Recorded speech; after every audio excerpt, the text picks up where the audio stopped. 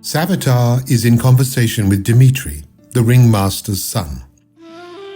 Savitar is the circus horse trainer and performer. In the ring, Savitar is renowned for his ability to ride two horses at the same time, standing with one foot on one horse and the other on the back of its brother.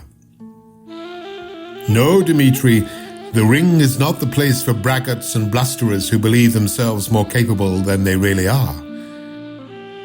But if the talented one doubts his talent, then he too falls at the very first hurdle. Of course, the direction in which our inner talents lie is not always clearly apparent to us, especially during the early stages of our circus career. An uncle of mine, a poet and a mystic, once put it as well as anyone. As heavenly beauty doth veil eternal truth, and as the valley's mist sometimes conceals the light of the rising sun, so our earthly body and all that it entails conceals from the lesser eye the fire and flame of the higher self. Perhaps a story, a true story, will help dispel some of the doubts you have about yourself. Your father, Arturo, has always encouraged me to share with you from time to time anything I felt might help with your education. We met for the first time when you were but a child. I took your hand in mine, and as I did so, a wave of energy traveled from my hand up my forearm and through my body like an electrical pulse. It lasted but a few moments, but during that time, I was granted a sense of who you were. It is clear now, at least to me, that Arturo knows it too, and it's why our ringmaster is so devoted to your instruction.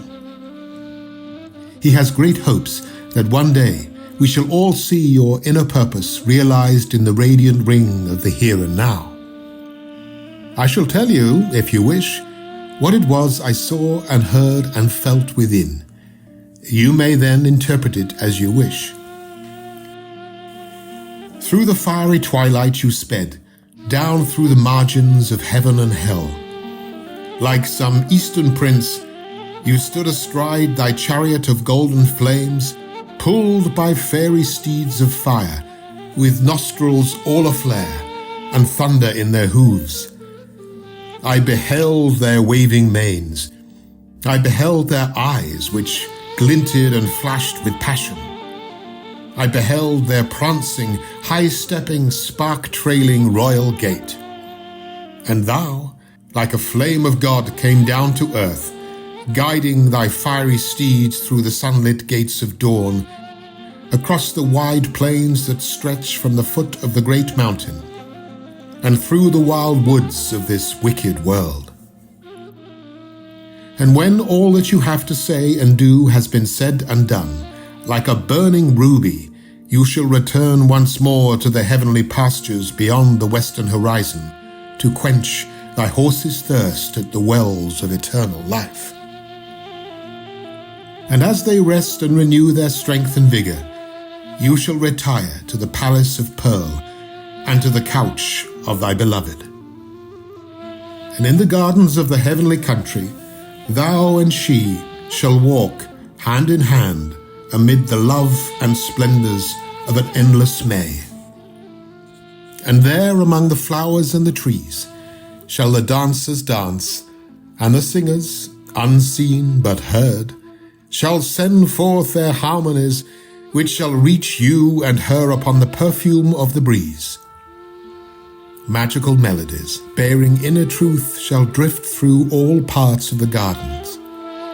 And there they shall combine with rays of intelligent light of many different hues, filling the whole atmosphere with waves of color and sound nowhere found on earth.